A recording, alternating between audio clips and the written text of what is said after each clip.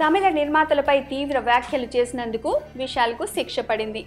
అతన్ని తమిళ నిర్మాతల మండలి నుంచి సస్పెండ్ చేశారు. అయితే ఈ నిషేధం తాత్కాలికంగా తీసుకున్నదే. పైరసీ మీద నిర్మాతలు సరైన రీతిలో పోరాడడం లేదని చెబుతూ ఓ ఇంటర్వ్యూలో విశాల్ తీవ్ర వ్యాఖ్యలు చేశారు. నిర్మాతలు మీటింగ్ పెట్టి బజ్జీలు బోండాలు తిని ఆ సమావేశాన్ని ముగిస్తున్నారు తప్ప పైరసీ నిరోధానికి ఎలాంటి చర్యలు తీసుకోవట్లేదని విశాల్ వ్యాఖ్యానించారు. ఈ వ్యాఖ్యలపై నిర్మాతల మండలి మండిపడింది. వివరణ కోరుతూ అతనికి షోకాజ్ నోటీసులు కూడా ఇచ్చింది. అయినా విశాల్ తగ్గలేదు. తాను నిజాలే మాట్లాడానని, తన వ్యాఖ్యలకు కట్టుబడి ఉన్నానని చెప్పాడు.